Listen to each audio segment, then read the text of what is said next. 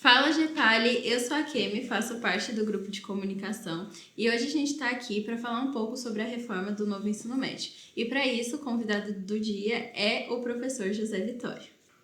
Olá, Gepali, olá, Kemi, e vamos conversar um pouquinho sobre a reforma do ensino médio. Nós estamos aqui em 2025, já com 10 anos do início dessa reforma. Bom, antes de começar, falando sobre a pesquisa de vocês dentro do grupo, eu queria perguntar como que você acha que a gente pode entender essa reforma como um modelo de precarização no sistema educacional? Tá. Eu acho que é interessante a gente começar, talvez, com uma espécie de levantamento sobre o ensino médio na sua trajetória na educação brasileira. O ensino médio ele tem duração de 3 anos e ele está, vamos dizer assim, prensado entre o ensino fundamental de 9 anos e a universidade com, se a gente pensar em graduação e pós-graduação, mais 8 anos. Então, esse ensino médio, qual a finalidade dele nesse meio entre ensino fundamental e a universidade? O ensino fundamental, você tem finalidades claras, que é de formação do próprio aluno, uma formação mais integral. A universidade, você tem uma outra finalidade muito clara, que é uma espécie de profissionalização de quem está, de todos os alunos, e eventualmente aí, ou de ir para o mercado de trabalho ou não. O ensino médio, ele fica prensado entre essas duas etapas da educação brasileira, e a gente não sabe efetivamente qual é a sua finalidade. Se a gente olhar, por exemplo, a LDB, ela tem lá, lista 4 finalidades do ensino médio. E essa crise de identidade, ela se estende, por exemplo, dentro dos sistemas, para uma crise também na sua própria oferta. Por exemplo, você tem diferenciações muito grandes entre estados, entre sistemas de educação, entre redes, por exemplo, a rede pública e a rede privada é significativamente diferente, e você tem também muitas diferenças naquilo que a gente chama de modalidades de educação. EJA, educação especial, educação à distância, educação profissional, etc. Então, eu acho que esses desequilíbrios estão, vamos dizer, presentes em todas essas, tanto na estrutura própria e na própria organização do próprio ensino médio. Diante de tudo isso, dentro do Gepali, essa pesquisa sobre a reforma do novo ensino médio resultou na publicação desse livro. E eu gostaria que você falasse um pouco mais como foi essa pesquisa dentro do grupo. A pesquisa do ensino médio, ela está inserida dentro do Gepali, dentro daquilo que é proposta mesmo do próprio Gepali, que é de análise de políticas públicas e avaliação dessas políticas educacionais.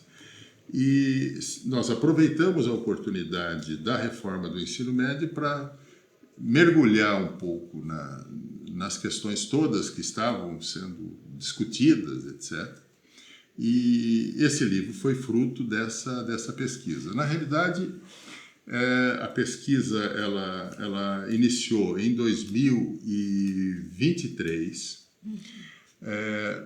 com cerca de 20 integrantes do Gepali, muitos deles de regiões totalmente diferentes do Brasil. Nós tínhamos gente de Santa Catarina, da Bahia, Tocantins, aqui, boa parte também aqui de São Paulo. E o que nós trabalhamos?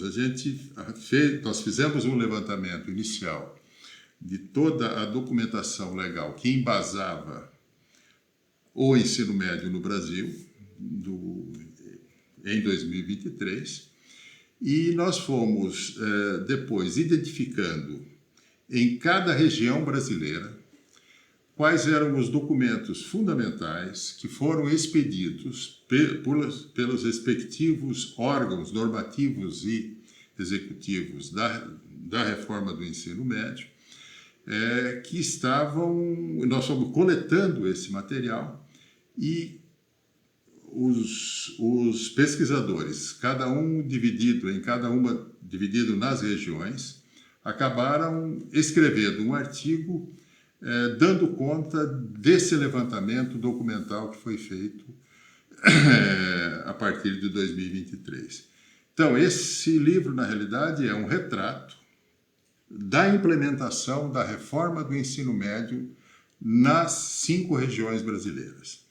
Além disso, nós tem um artigo também que eu escrevo, um artigo da professora Débora Jeffrey sobre a reforma do ensino, sobre as reformas de ensino no Brasil, e um texto que eu chamaria assim mais prospectivo do professor Luiz Aguilar sobre o futuro dessa reforma sem especificamente se basear na documentação oficial.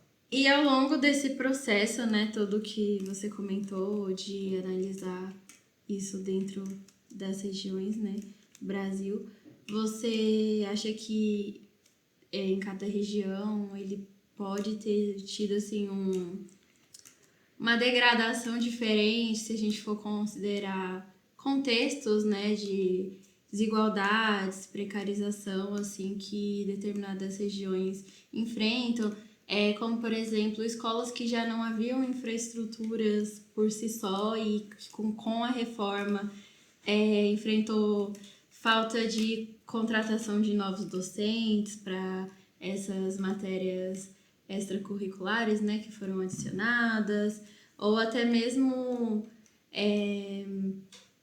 a evasão desses docentes que já estavam ali e deixaram de dar certa disciplina, pois já não estavam dentro do currículo. Enfim, esses diversos desafios que já eram presentes, né, e que a reforma, de certa forma, impulsionou. Você acha que teve muito impacto de região para região? Eu acredito que sim. Aí nós estamos falando o seguinte, você tem uma questão de formação e de capacitação, de formação inicial e formação continuada de professores. Se nós nos restringirmos à questão dos professores, de formação inicial e continuada de professores para a chamada Base Nacional Comum Curricular, que significa língua portuguesa, matemática, história, geografia, etc. Então, essa é uma área em que, de certa forma, o ensino médio, principalmente nas regiões mais do sul e do sudeste, tem sido suficiente para dar conta de ter uma quantidade de professores suficientes. Há uma carência ainda nas outras regiões, principalmente na região norte. Nós estamos falando da Base Nacional Comum Curricular. Só que essa reforma do ensino médio introduziu no currículo do ensino médio os chamados itinerários formativos. Sim. E aí mora o problema. Sim. Nos itinerários formativos, o que acabou ocorrendo, e eu acredito que isso ainda pode ser objeto de pesquisas mais aprofundadas daqui para frente, é que há uma diferença gritante entre a rede pública e a rede particular. Quer dizer, enquanto a rede pública ficou, de certa forma, oferecendo uma série de disciplinas e de conteúdos, etc., baseados num perfil ideal de um aluno de ensino médio que provavelmente é um aluno abstrato, que não existe. A rede privada deve ter provavelmente usado os itinerários formativos como o ensino propedêutico para a universidade, quase fatalmente. Sim. Tem um oásis da área pública que é diferenciado nos itinerários formativos, que eu diria que é a formação profissional. Os cursos de ensino médio integrados com os cursos técnicos. Aí fica muito claro, quer dizer, Sim. Cada disciplina do currículo de ensino técnico tem uma função a ser exercida. A maioria, se você pegar na rede pública, é uma soma de disciplinas, etc. Então, isso acaba, de certa forma, distanciando os alunos da própria escola. E diante, assim, a esses pontos, você acha, então, que a gente pode enxergar essa reforma como, de certo ponto, uma estratégia para excluir cada vez mais pessoas marginalizadas do acesso à universidade, principalmente pensando em como a reforma foi tratada dentro de escolas privadas, né, e tratada dentro de escolas públicas? Principalmente, assim, também, né, dentro dos itinerários formativos, que a gente percebe muito uma ideia de um empreendedorismo, de você saber algo que você tem que focar para o mercado de trabalho. Então, toda essa construção de pensamento também que o novo ensino médio trouxe para os alunos, assim. Eu entendo o seguinte, uma das finalidades do ensino médio é preparação para o trabalho. Sim. Então, se a gente olhar lá naquelas 4 finalidades que estão colocadas no artigo 35 do LDB, um deles é preparação para o trabalho, especificamente. A preparação para o trabalho no ensino médio seria, vamos dizer, fundamentalmente via ensino profissional. Embora a gente não pode deixar de pensar que outras formas de oferta do ensino médio pode preparar para uma profissão, não obrigatoriamente através de uma habilitação profissional. Então, essa é uma questão. Agora, muitos desses alunos que fazem, por exemplo, que fazem o ensino, que estão cursando o ensino médio integrado com a educação profissional, a gente tenderia a falar, não, eles estão procurando, ao concluir o curso, eles estão procurando um emprego e vão esquecer a universidade. Não é verdade.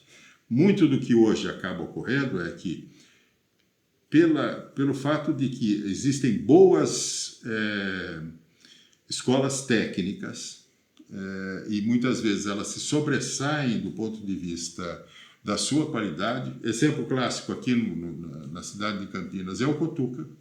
Tá? Os alunos procuram as escolas técnicas exatamente porque ela é além de preparar para uma profissão, ela é também uma ótima porta de entrada para a própria universidade.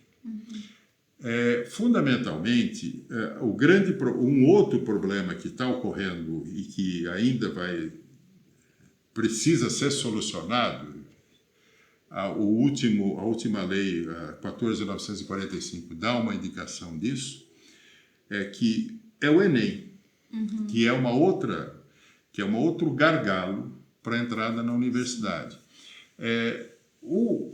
Se você pensar que o Enem deveria incidir sobre os conteúdos do ensino médio, ele deveria incidir também sobre os itinerários formativos. Sim. Só que a precariedade dos itinerários formativos fatalmente vai ampliar, vamos dizer, ou aprofundar essas desigualdades que você está mesmo colocando.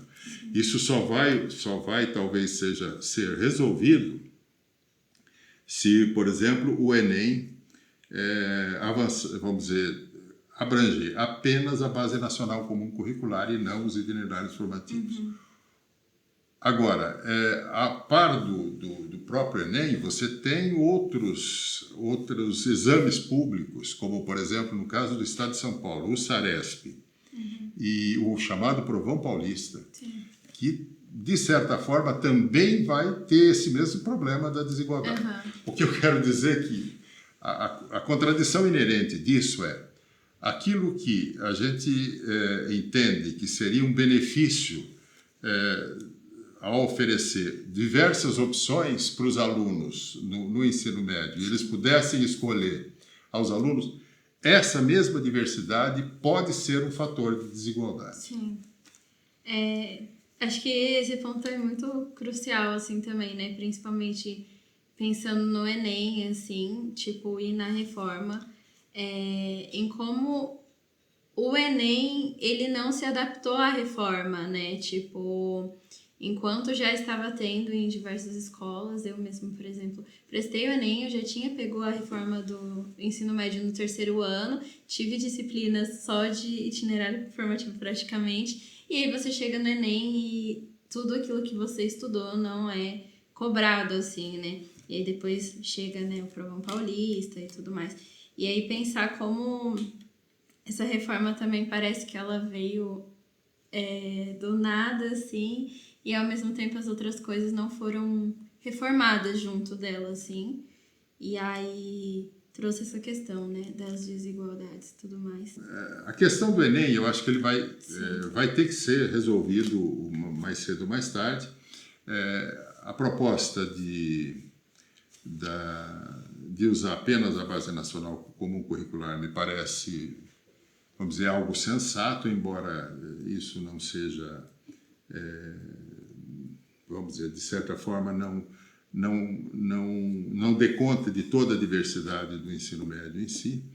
Agora, a velha questão aí é do próprio acesso à universidade, né? Quem tem esse acesso?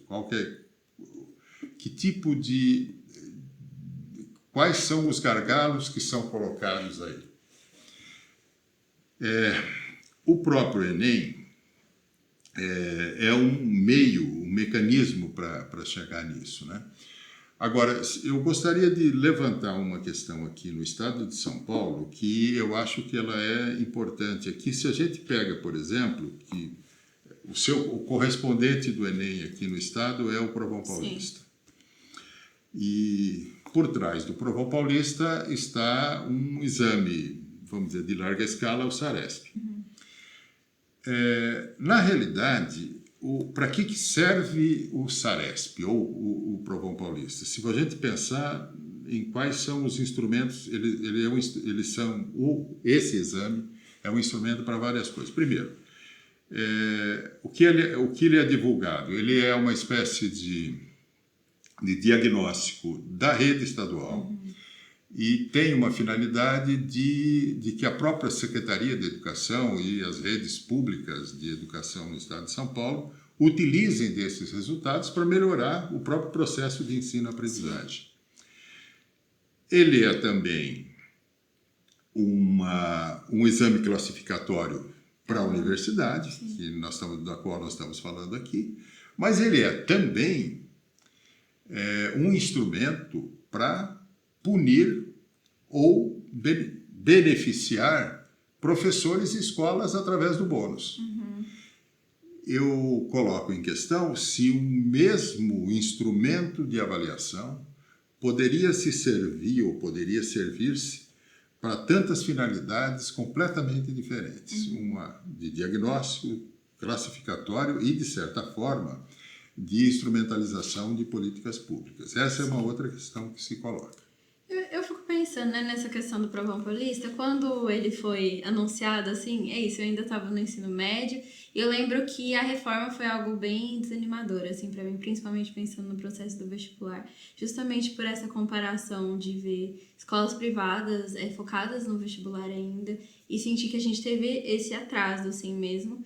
E aí, quando chega o Provão Paulista, foi um ânimo, assim, de, certa esperança de algo que fosse nos dar outra oportunidade, mas, ao mesmo tempo, eu não sei se faz sentido, mas eu senti que houve essa colocação do Provão Paulista, para além, né, de pensar em dar uma outra oportunidade de ajudar a esse acesso à universidade, também de apagar um pouco a degradação do novo ensino médio na questão de, tantas pessoas estão passando pelo provão na universidade, então é sinal que o novo ensino médio não é tão ruim assim, sabe? A aplicação dele não soou tão ruim assim no estado de São Paulo e tudo mais. Eu pensei muito nisso, assim, eu queria saber o que você acha sobre.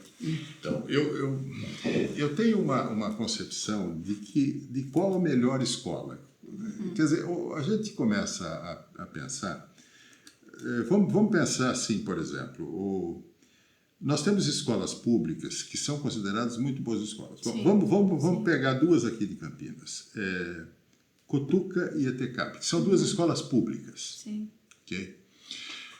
Essas escolas, os alunos para entrarem lá passaram por um vestibulinho. Uhum. Quer dizer, os alunos que estão nessas duas escolas são alunos já com uma seleção. Tá?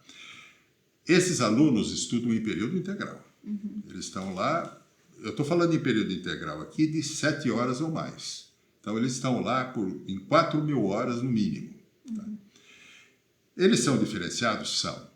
São, de certa forma, privilegiados em relação ao restante da rede? Sem sombra de dúvida são. Tá? Só que esses vão competir com os outros que estão na rede pública. Sim. Tá? Aí vem a questão vamos dizer, de certa forma, de a gente pensar se, na realidade, tanto o ETCAP quanto o COTUCA, aquele exame classificatório é algo que seja, vamos dizer, legítimo do ponto de vista, ele é legal, mas legítimo do ponto de vista de pensar que todos aqueles alunos daquele ano, etc., teriam os mesmos direitos de acessar essas duas escolas, com relação àqueles que entraram. No Provão Paulista, se levantou uma questão, por exemplo, de que chegava na terceira série, você ia fazer vestibular e não tinha nenhuma disciplina que caía no vestibular. Sim. O Provão Paulista também tem esse problema. Ele tentou se resolver a questão, de certa forma, distribuindo. Ao invés de ter só uma prova na terceira série, atualmente está sendo feitos uma prova em cada série, uma na primeira, uma na segunda e uma na terceira. Isso seria, vamos dizer, equalitário se todos os currículos fossem iguais. Mas não é verdade. Sim. Quer dizer, uma escola não obrigatoriamente precisa colocar a biologia, por exemplo, na primeira e na segunda série. E muitas vezes, os exames do Provão Paulista, biologia só está na primeira e na segunda. E, às vezes, o aluno estuda biologia na segunda e na terceira. Na educação profissional, isso é muito mais crítico ainda. Eu vou dar um único exemplo. Sim. Um aluno que faz um curso de eletrônica, ele precisa estudar eletricidade da física na primeira série, tá? Porque é base para ele estudar toda a eletrônica da professora. A eletricidade da física na base nacional comum, na maioria das escolas, não está na primeira, está na terceira. Essas defasagens, na realidade, prejudicam alunos que não têm um currículo estruturado de acordo com, por exemplo, com acordo com a própria rede estadual de educação. Embora aí você tenha até uma possibilidade que a competição ou entre alunos, ou a concorrência entre alunos é entre as redes, e não um aluno do COTUCA não compete com um aluno da rede estadual. Só para dizer. Bom, gente, esse foi o vídeo. Espero que vocês tenham entendido um pouco mais sobre a reforma. Se você gostou, não esquece de curtir, comentar, compartilhar e seguir o GEPAL em todas as redes sociais.